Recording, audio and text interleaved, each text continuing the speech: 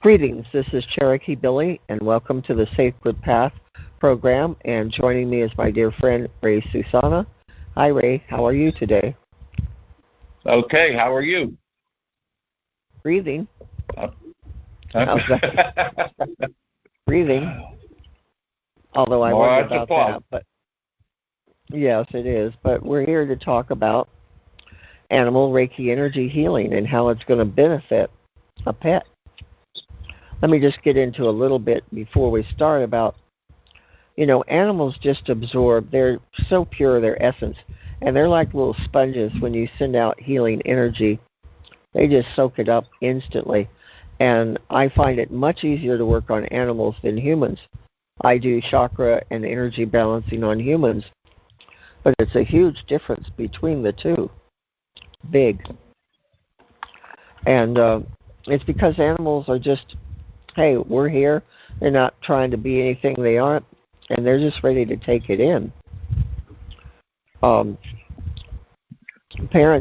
parents often remark because their pet kind of passes out, it's out like it's been given a drug, because they just relax so completely.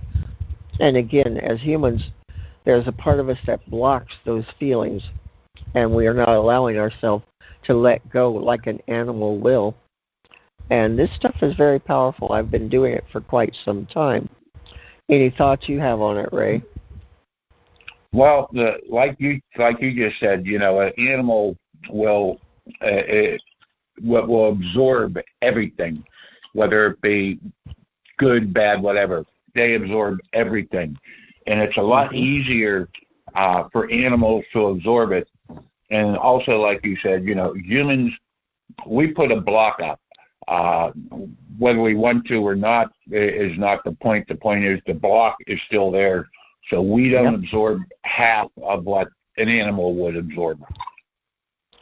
Very much so. And I've been doing this work since the early 80s. I was a naturopathic doctor for many years, and we did way back then, we were doing energy work before the internet, before people knew a darn thing about it. We've been doing this work. That's where I refined the skill of doing it long before I ever started working on animals. And I've been doing it quite a while, but one of my cats, her name was Tigre, she's the one who really helped me perfect how I do this.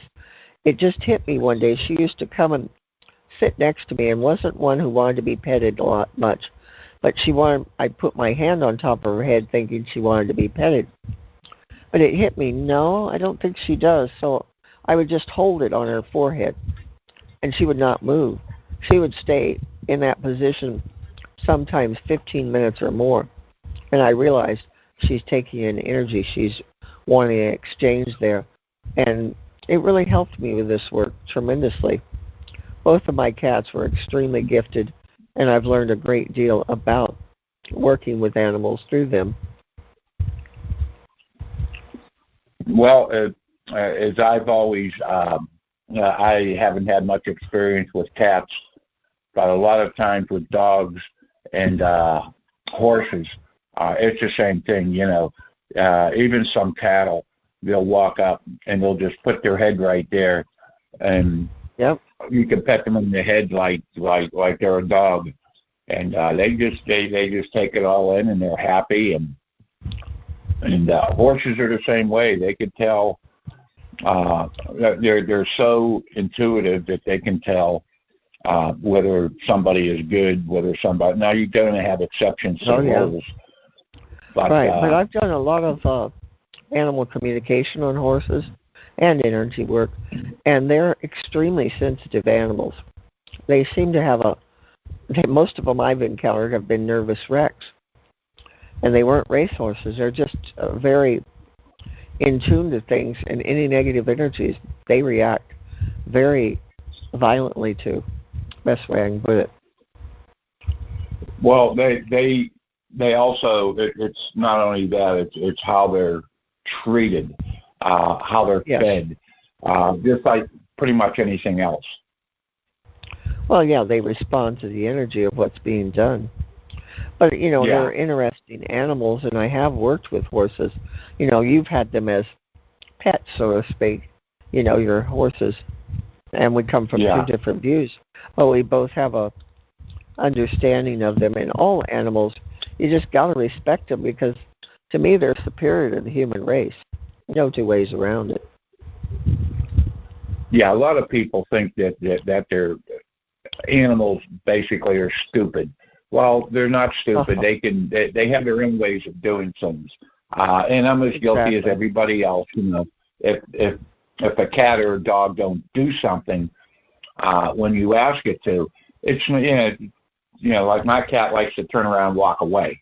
It's like I guess Yeah. it's like I don't want to be bothered right now. Exactly. But And don't mess with me is basically the message. yeah, yeah, and it's just it's just even though you want the cat to come, you're just saying no, and you're not like dogs. You can't say sit and they're going to sit up. But I mean, there's always differences between different types of animals, whether they be Absolutely. dogs, cats, horses. And I've had other types of animals, turtles, mice as pets, and parakeets. I've had some amazing parakeets, truly amazing. So I love all animals. I'm not just, a dog person, cat person. I've had, again, my experiences with my mouse I could talk about. All of my pets, I've had enormous experiences. And this was, when I had my pet mouse, I was only 16 years old. I didn't know anything about what I had the capabilities of. But as a child, my best friend was my dog. Absolutely. And because of that, I was communicating. But to me, it was natural what was going on. I didn't think of it as something extraordinary, the way I could read and hear from my animal. It just was. Yeah. And I didn't think too much Well, of it. And back then, we didn't talk about things like this. yeah, people thought you were, not you, but people thought that, if they thought that you could talk to animals, they start saying, okay, they're Dr. Doolittle or something like that. Yeah. So, and I hope everybody knows who Dr. Doolittle is.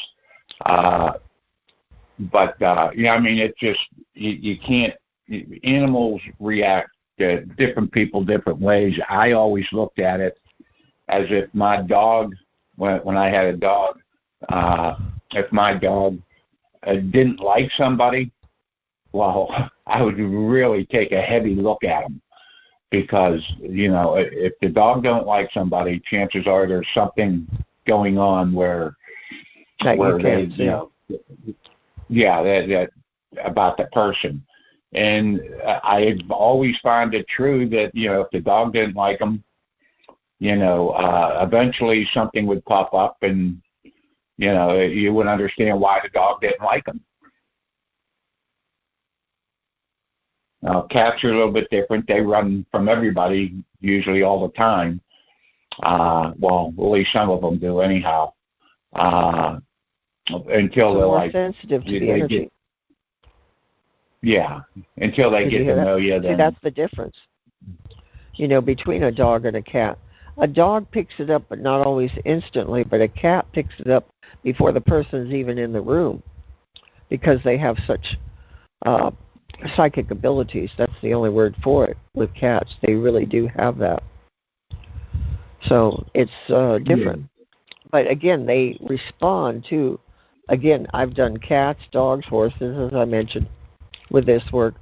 And they all pick it up, the energy. They know what you're doing.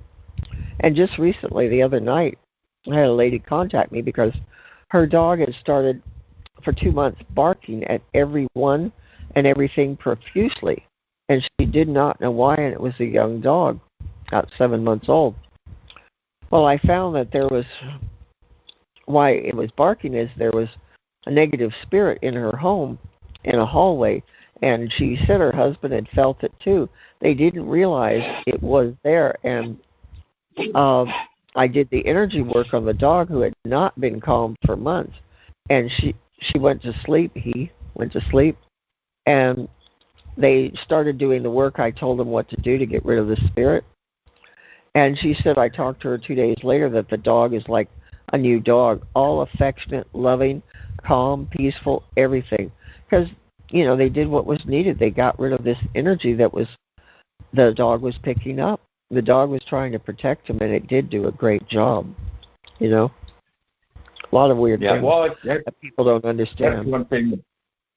That's one thing about animals. They will protect you no matter what type of animal it is. They will protect you, one way or another. Where I used to live, there was a house got robbed next door, and the cops are coming through the woods with a dog.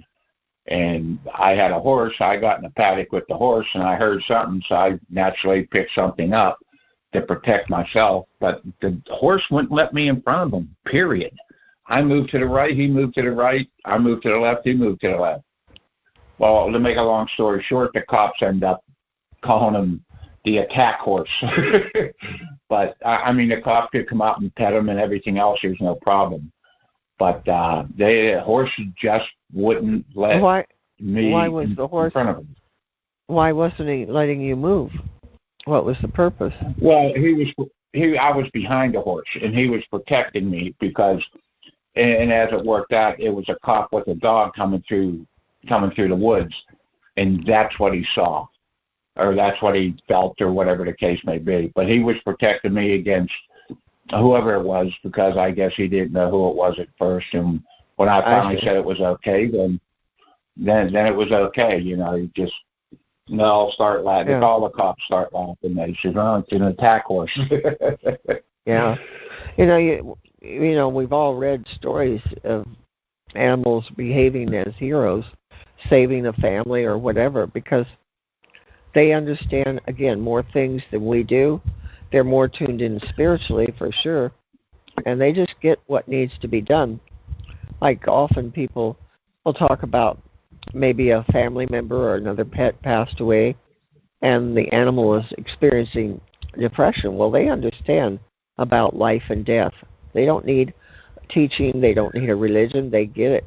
And so they will feel the things just like a human on a pet, on another pet passing, or on a human. Their owners especially. Absolutely. And they have said, I have heard on more than one occasion, if somebody will just say own a dog and that individual passed, they say that dog will sit there and howl and howl and howl when they knew that the dog had passed. So it's showing the feelings. To me, it shows the feelings that, I know when my mom passed, the neighbor said that my dog, he just sat there and howled for, for about 2 hours. I didn't know it, just going by what they told me. I think we're in so much shock that you couldn't have known, when this happened, because you were just a young man. You were only 16. That's a pretty heavy blow to have happen. No, 16. 17, it is. To have your parent, your most loved parent pass, that's an enormous thing. So you probably weren't aware of it because of your own grief. I have a pet grief group people may not know on Facebook. It's called Beyond the Bridge Pet Grief Group for Parents. And people talk a lot about what they experience with grief and, what happens to them. It's a place for people to express what they're feeling because, in most of the world, be it an animal or human, people, well, you need to get over it, you need to move on. Life goes on. And not always, because grief can be so overwhelming, and it is. Right. You can't dwell on it for forever, but grief is, to me, a pet is like a family member. It would be like a mother, dad, or son or daughter. But, it takes a while to get over it. Yes, it does. But again, let's get back to the energy aspect here of working with animals. Because say the animal is depressed over the loss of a companion, pet or a pet parent. Again, the energy work can go in and help them deal with this and recover. I always work through Archangel Raphael, and I know he's the one doing the work. I'm just kind of the instrument there to measure what's going on, figure it out myself and tell the pet parent what's going on. But it comes from a divine source is my belief with this. I always give credit because that's where it really belongs. Again, I'm just kind of an instrument. Well, it's no matter what. We are the instrument. We are not the ones, like you said, doing the work. It's a higher power that's doing the work. Absolutely. You know, we're just you know, it's the hammer doing the work. It's just that we're swinging it. Right. You know, and I want to go over some of the highlights of what Reiki healing can do here real brief. Reiki for animal, it reduces healing time, like from wounds, surgery, any medical thing they've had done. It will reduce the time. Also, balancing brings about stress relief. That's the main thing I see, is stress relief, because we're all beings of energy, and we need sometimes a little assistance. Also, this energy can remove blocks, create optimism, and basically self-healing for the animal. They are dealing with so many things that people don't often associate, but they're dealing with emotions similar to ours in a different way, emotionally, mentally, and physically. So, you know, working with them, people just don't seem to understand animal needs are enormous, and if we're not giving it to them, they're going to sometimes break down. Sometimes they won't if they're strong enough. But understanding, like we did a show a few weeks ago about nutrition for animals, and I pointed out then that food today is so processed, and even if it's a natural food, it's got chemicals sometimes or processing, and animals are not getting fed the way they should. So I often am recommending supplements, different ones, and people just like never thought of it. When I ask them, do you give any supplements? No. Well, animals need those. In our world today, people need them, animals need them. Well, it's just like, you know, our supplements, no matter what, you know, vitamin E, vitamin C, it helps the body. And it's just yes. like them, you know, supplements for them help their body and help them last longer. Exactly. I mean, you know, you're talking a good point. You know, that was why we went over about food in that program, because we're talking about extending the life of a pet, giving them a healthier life, making them feel better. But, I mean, let's face it, pets don't, as far as I'm concerned, they don't last long. They don't last long enough the way it is. That's for sure. And they, you know, they could use all the help that they can get, just like you know, human beings. You know, they can Absolutely. use all the help that they can get in all ways. So I mean, anytime you could take you know, vitamins or whatever, but you got to watch what type of supplement you're giving them too, because like you said, you know, there's so much processed junk out there that people just don't get. Right. You know, it's like a friend. Well, as a naturopathic doctor, you know, one of the things we studied was supplements, how they're made, processed, what companies, you know, have the purest forms, and I still follow that in researching on vitamins for animals or humans, you know, how it's processed. Looking at that is the key thing to me. Go ahead. Yeah, they spray so much junk on plants and everything else anymore. Exactly. That people just don't get it. That's why I always like, I haven't had one for a while, but a garden, so I know what I'm actually putting on the plants. I know what's actually there, how the plants are there, so you're not putting all this chemicals on to basically hurt you, because once you put the chemicals on, it goes into the tomato or cabbage or whatever it is that you're growing. It just don't sit on top. It goes physically in. That's why I'm saying no matter anymore how good the food source is, there's a certain contamination from chemicals or different things. And, do the best you can on picking out healthy food, but just realize it's a battle, and people that have their gardens are going to benefit tremendously over those of us who don't, because they're going to get real food. As a kid, I always had a garden, and stuff, but unfortunately, because of an accident that left me disabled, I'm not able to get out and do it, but I sure would like to. Yeah, I mean, we always had a garden when I was at home, and you go up and pick a tomato off and wash it and eat it. But I mean, I would never do that with a lot of these things now, simply because you don't know what the heck sprayed on them. That's why that's why I always like to have my own. Yeah, as close as you can to nature. And again, people need to understand their animals do need, in today's world, supplements. And I know this is going to sound strange, but animals are under more stress than they used to be.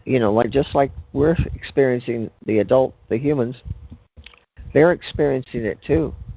Everyone's got to admit, since this pandemic thing, how much the world has changed, and not for the better. And the stress on people is enormous. And when you're stressed, your animal's going to feel it. Your pet's going to absorb whatever you feel. They will be it. So it's important to kind of watch your emotions, because they're going to pick it up. And, you can tear down their health with a constant barrage of emotions. Well, it's like you just said, and it just brought something to mind. When you're riding a horse can feel exactly what you're feeling. So if you're hyped up, that horse is going to get hyped up. If you're calm and lackadaisical or calm, that horse is going to be calm. So that animal can definitely feel everything. And I mean, if you're giving them just hay, then that's really not good. You got to give them the hay, and whatever sweet feed or whatever you're feeding them, that's good. Corn, well, you don't really want to give them corn in the summertime, but the horse can definitely feel. That's why so many people in these dressage shows and rodeos are, they feed the horses differently than what the everyday normal person does, because of what they do. But they should keep them, just like everything else. Well, again, we're talking energy work, and energy, the natural Reiki energy is incredible, and energy from food, and energy from everything. Everything is based on energy. And another thing I want to bring out, people often wonder, well, how can you do this work remotely? Well, it's like having a cell phone. You're talking to someone far away, and it's through energy that connection is made. It's not any different. And like I say, I watch on camera the pets, and they just pass out, because animals don't have a blockage like going, well, how can this work? I don't believe it can. They just absorb it. They don't care. And that's something that's important to remember. Everything is energy. Everything. Well, it's like petting the energy going from you to, and I'm basically, I don't want to say a dog person, because I like most all animals. But when you're petting a dog, it's, they can feel the energy going from you to them. And if you're like, all hyped up, then they're not going to be calm, and the energy isn't going to go, or the bad energy is going to go to them, and then there's going to be, they'll pick up and walk away. But energy... It works with all animals. Like I mentioned parakeets. I have had several, and this one, I mean, she knew when I was depressed, she'd want to comfort me. She was an amazing little bird. She just understood everything. And, their capacity to understand is enormous. And I believe they have the pure essence of God in them. That's what makes them so beautiful, so wonderful, whatever the animal may be, because they have that divine connection. And they don't need to learn it in a book. They don't need to study religion. They understand it. Yeah, and as long as you're calm, the animals will just gravitate to you like no tomorrow, and then they'll walk away when you're hyped up. So the energy, from being hyped up from being, versus being calm, it's like day and night. Absolutely. You bet it is. And again, animals pick it up. So remember, your pet parents, watch what you're thinking, and you go to your pets often for comfort, but you got to think, how often am I doing this? Am I overwhelming this little animal? And think about their little emotional beings, because they may not be able to handle everything you're putting out there. So, you want your pet to live as long as possible. Go ahead. And sometimes they need comfort too. Stuff's bothering them. Maybe a cat's chasing a dog or whatever the case may be. They need comfort too. So, if they come and they put their head on your lap, or they lay on your, they need comfort too. Even though they may only lay there for 2 or 3 minutes and then pick up and walk away, that's all they need is that 2 or 3 minutes of comfort for them, or exchange of. And it raises their vibration up. It really does. Right. So you got a good point. Now, I'm sorry to interrupt here, Ray, but I want to point out to people, that I have many different services for animals. Ray works with them as well, and we're available through my website, Cherokee Billie, spiritualadvisor.com. And if you like the work we're doing, hey, buy us a cup of coffee. You can make a donation. We'd appreciate it very much, because we do a lot of work without being paid. And it's because of our love of animals and of the humans as well. So any last thoughts here, Ray? Yeah, you just try to take care of the animals and give positive vibes. They will give you positive vibes. You should give them positive vibes to keep them calm, and them to keep you calm. An animal is they'll take away more stress than you could even think about. And that's true. And like I remember, said, if there's something going on, contact me for the energy healing work. And also, I do teach how to do animal energy Reiki healing. So if you want to learn it, please contact me. You'll find it's the best thing you could ever do for yourself and your pets. Well, we've done another show here, Ray. I thank you very much for being here. And thank you for inviting me. Always. And for everyone listening, please consider helping support our work, and we appreciate you, and may God bless all of you. Bye-bye. God bless. Bye.